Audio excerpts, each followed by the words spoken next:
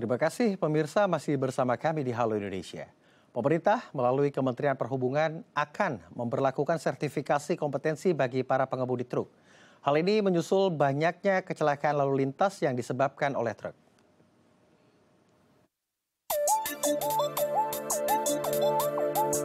Kementerian Perhubungan akan memberlakukan sertifikasi kompetensi pengemudi untuk para supir truk. Tujuan sertifikasi kompetensi ini diklaim sebagai upaya untuk mengurangi angka kecelakaan lalu lintas yang melibatkan truk. Korlantas Polri memang mencatat mayoritas penyebab terjadinya kecelakaan lalu lintas disebabkan oleh human error atau perilaku pengemudi, seperti melampaui batas kecepatan, ceroboh saat berkendara, lalai mengecek kondisi kendaraan, serta melanggar aturan lalu lintas dan kelelahan. Namun perilaku pengemudi bukan satu-satunya yang harus menjadi perhatian pemerintah. Pasalnya, penyebab lain truk terlibat kecelakaan menurut laman resmi Kemenhub adalah truk kelebihan muatan.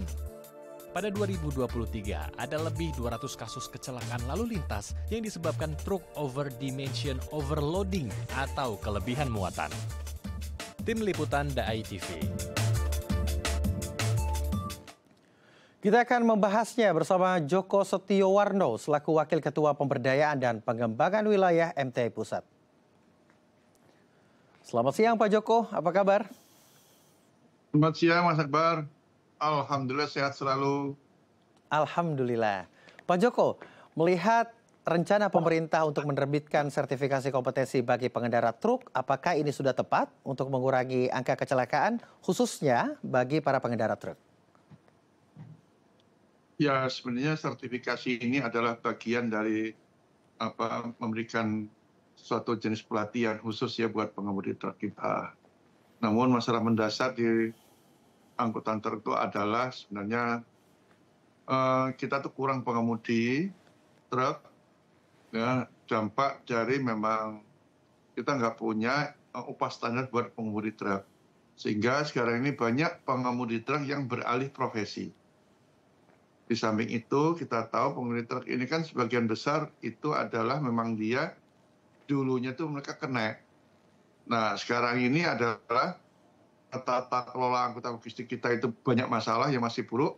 Dampaknya pada hilirnya ya pengurangan supir truk, kemudian kena juga tidak lagi, hingga makin lama truk jadi tambah terus, pengemudinya kesulitan. Nah salah satunya memang kita harus petakan, jadi menciptakan adanya sekolah mengemudi dan diklat. Nah, diklat ini nantinya memang diarahkan untuk mensertifikasi para pengemudi. Itu pun belum cukup selama pemerintah tidak punya ya upah standar minimum buat pengemudi. Nanti setelah dapat sertifikat, mereka ada nggak penghargaan buat mereka? Selama nggak ada penghargaan dalam numerasinya, ya tidak banyak manfaatnya juga standar itu. Baik, artinya standarisasi terkait pembayaran upah juga menjadi penunjang begitu ya, bagaimana supir-supir truk ini tetap menaati peraturan yang ada. Tapi bicara soal legitimasi, bagaimana seorang sopir bisa menjalankan satu moda transportasi begitu ya, satu armada begitu ya, ini kan sudah ada SIM yang sudah disediakan. Apakah ini nantinya menjadi dualisme yang sepertinya akan buang-buang anggaran saja begitu? Kalau Anda melihatnya seperti apa? Begini, seorang jadi pilot itu lewat sekolah pilot ya. Nakoda juga ada sekolahnya. Masinis itu loh, itu ada sekolahnya. Sopir truk itu nggak punya sekolah, cuma dia punya lisensi aja SIM. Nah, ini sebenarnya ada satu hal yang belum kita miliki, sekolah mengemudi. Padahal amanah sekolah mengemudi itu sudah ada di pasal 77 ayat 4 dari Undang-Undang Nomor 22 Tahun 2009, Undang-Undang tentang Lalu Lintas Angkutan Jalan. Di situ disebutkan harus ada sekolah mengemudi. Ini yang kita tidak punya. Di banyak negara-negara maju ada sekolah mengemudi. Setelah dia lulus, ya, kemudian dia mencari SIM, sekolah izin mengemudi itu. Nah ini harusnya segera dibuat lah, ya. Selain kita pengen ada pengemudi-pengemudi yang baru karena tadi memang sudah susah sekarang cari pengemudi, sementara bagaimana pengemudi yang sudah ada. Nah, pengemudi yang sudah ada ini juga harus dipikirkan, namanya diklat, Badan Diklat. Jadi pendidikan dan pelatihan yang nantinya mereka punya sertifikat. Nah, tapi harus dibarengi juga tadi saya katakan dengan sistem standar pengupahan yang kita belum punya. Tidak banyak perusahaan-perusahaan logistik yang berani membayar upah standar. Artinya upah standar itu dia di atas UMR lah. Tapi rata-rata ini supir-supir itu hanya mendapatkan gaji kecil sekali. Bahkan saya pernah ketemu 5 hari kerja hanya bisa bawa pulang 500.000. Makanya mereka, jika ada pekerjaan mereka akan beralih profesi. Padahal kalau makin menyurutnya jumlah supir truk ini nanti pasti akan mengganggu logistik nasional. Inilah yang tidak disadari oleh para penentu kebijakan. Seolah-olah logistik kita bagus, padahal itu ada sisi kelam dari industri logistik kita yang harus segera dibenahi. Kalau tidak, jangan harap kita 5 tahun ke depan akan semakin bagus logistik kita. Gitu. Artinya tingkat kesejahteraan suatu profesi itu mempengaruhi begitu ya hasil dari mana kerja tersebut. Seperti itu yang Anda sampaikan. Betul. Karena pengemudi ini di lapangan cukup berat loh bebannya mereka. Kalau ada kecelakaan, pasti tersangkanya pengemudi dulu kan.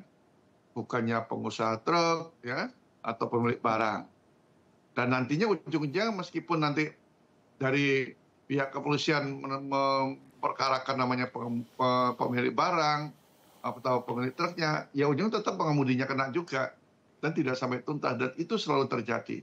Makanya jangan dilupakan peran pengemudi ini. Ya, jadi pengemudi itu ujung tombak sebenarnya yang jarang didengar keluh kesahnya. Persoalannya kan di negara ini pungli itu masih ada. Pungli-pungli di logistik ini mulai dari yang baju seragam, oknum ya, sampai tidak pakai baju. Ada itu. Itu yang belum tuntas sampai saat ini. Artinya kalau kita bicara pengemudi, sertifikasi itu bagian kecil dari tata kelola logistik kita yang harus benar-benar dibenahi. Baik, ini kan bicara soal sertifikasi kompetensi. Ini pastinya akan memberikan aturan terhadap perilaku dan sikap pengemudi truk khususnya. Tapi apakah ada faktor lain yang juga menyebabkan angka kecelakaan ini, terutama kecelakaan truk begitu ya Pak, ini tinggi? Ya, faktor lainnya pasti ada ya. Yang jelas tadi kalau dia tidak standar hidupnya tidak memenuhi, ya tentunya dia akan selalu terganggu lah kinerjanya. Nah, belum lagi waktu kerja, istirahat itu ditentukan juga. Ya, bagaimana mereka ketika beristirahat itu mendapatkan tempat yang nyaman lah katakanlah. Nah, ini kita tidak memiliki tempat istirahat yang memadai. Contohnya, ya istirahat harus di terminal angkutan barang. Negara tidak memiliki terminal angkutan barang di jalan nasional. Sampai sekarang tidak ada.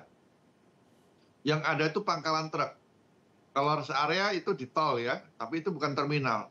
Artinya jalan-jalan, kalau daerah tidak punya tol, nah tentunya dia nggak punya tempat istirahat. Ada di pangkalan. Makanya pemerintah juga harus segera membuat atau membangun terminal untuk angkutan barang. Itu penting.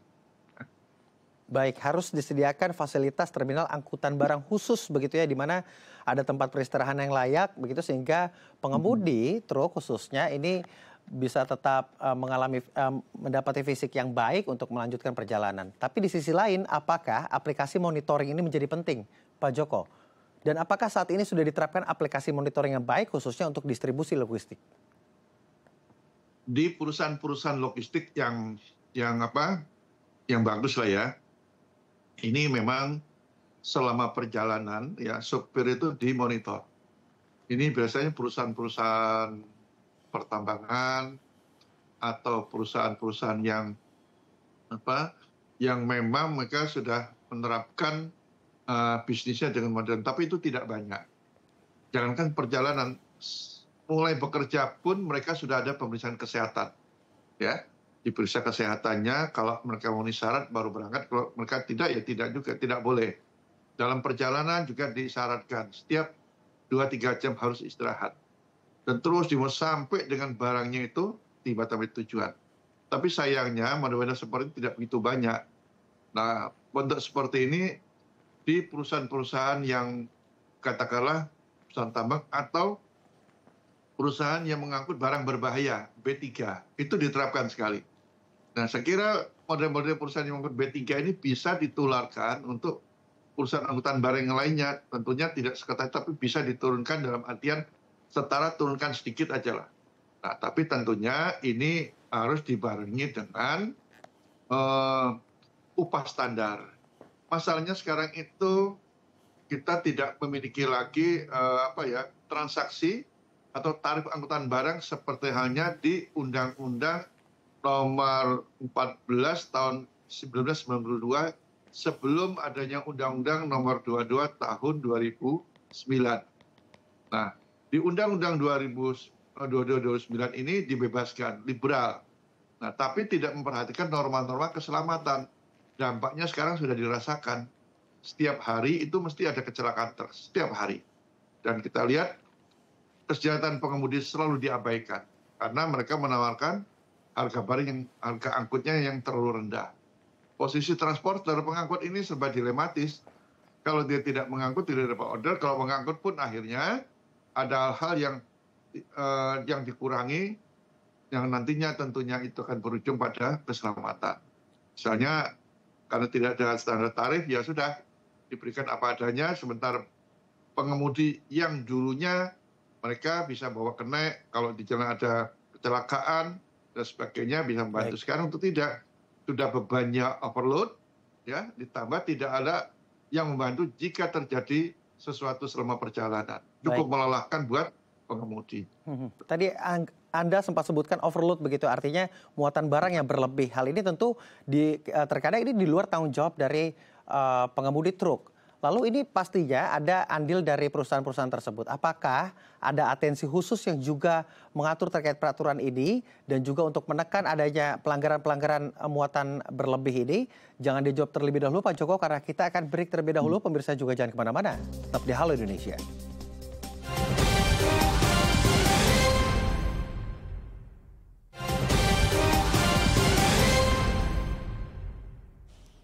Terima kasih pemirsa masih bersama kami di Halo Indonesia. Kita masih melanjutkan diskusi dengan Joko Setiowarno selaku Wakil Ketua Pemberdayaan dan Pengembangan Wilayah MTI. Pak Joko, catatan terakhir Pak Joko, ini supir truk banyak mengalami hal dilematis begitu ya, diberikan sertifikasi kompetensi, tapi ada hal yang belum dipenuhi oleh pemerintah terkait standarisasi upah yang juga dapat menunjang profesionalisme para pengemudi truk begitu ya, dan juga fasilitas mungkin seperti tempat pemberhentian khusus agar para supir truk ini memiliki kesiapan fisik juga dalam perjalanan. Tapi di sisi lain, menurut data Kemenhub, ini ada hal lain juga yang membuat supir truk dilematis.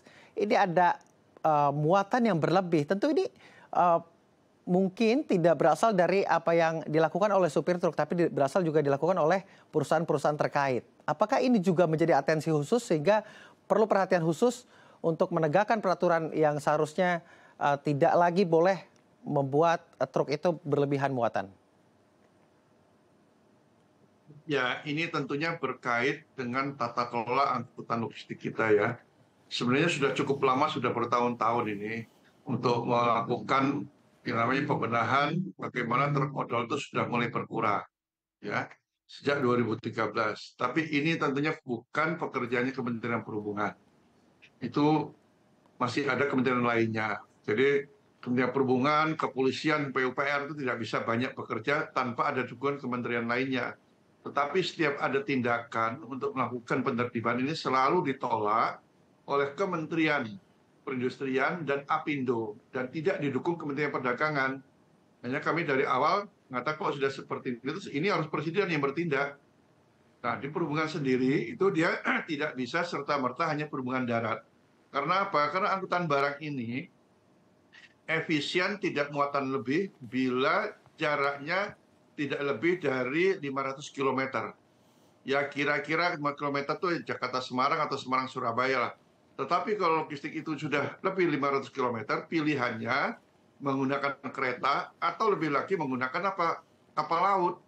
Nah, ini kita tidak dilakukan di Indonesia. Semuanya ditumbuhkan di jalan raya, sementara transportasi lainnya dibiarkan kosong. ya kereta api misalnya. Kalau dari Jakarta Surabaya, ini kalau mengangkut kereta itu kontainer 40 feet itu nilainya kontraknya sekitar 3 juta lah harganya. Nah, saya dapat info kalau bawa kontainer 40 feet dengan truk itu sampai 14 juta dari Jakarta Surabaya. Dan waktu tempuhnya lebih lama sampai 20 jam. Kalau kereta ini lebih pendek, 14-16 jam sudah sampai. Ini ada persoalan sedikit kenapa mereka tidak mau beralih menggunakan kereta. Ini harus ditelisik lebih jauh. Nah, pemerintah juga dulu pernah menyediakan kapal ya dari Surabaya ke Jakarta. Ya, itu juga lebih murah sebenarnya. Tapi kenapa tidak banyak yang beralih? Ini harus diperdalam. Ada apa di sektor kereta api maupun kapal yang tidak dilirik, meskipun ada double handling dah di sana. Tapi jauhnya akan lebih murah. Ya? Makanya kita lihat kalau angkut barang-barang dari wilayah Jawa Timur ke Jawa Barat maupun sebaliknya itu mesti muatannya lebih. Ya, nah belum lagi nanti bangunan laut dari Sumatera umpamanya. Itu bisa digunakan, manfaatkanlah. Menggunakan kapal-kapal menuju Pulau Jawa, tidak harus menggunakan jalan darat, meskipun jalan tolnya nanti sudah terhubung. Karena ini juga beban. Nggak mungkin itu bisa semuanya. Lebih 500 km harus menggunakan modal lainnya. Makanya Kementerian Perhubungan yang bekerja dengan Dirjen Perhubungan Darat, tapi ajaklah Dirjen Kereta Api, kemudian Dirjen Perhubungan Laut, di mana yang mereka juga sebenarnya bisa serta-merta untuk membantu. Apalagi kalau melewati pelabuhan. Ini kan bisa di-stop dulu sebelum masuk kapal. Kenyataannya, ya karena tidak ada koordinasi antar dirjen, ini menyebabkan kapal Kelebihan angkutan muatan. berlebih itu selalu masuk kapal. Dan katanya yang di kapal juga cukup mahal. Makanya mereka kalau tidak muatannya lebih, ya biaya ongkosnya nggak mencukupi untuk masuk ke kapal itu. Biaya tarif di kapalnya cukup mahal. Berarti dipaksakan untuk lebih muatan ini karena hitungan matematis begitu Pak ya. Seharusnya ada koordinasi antar lembaga juga yang bisa men-screening hal ini.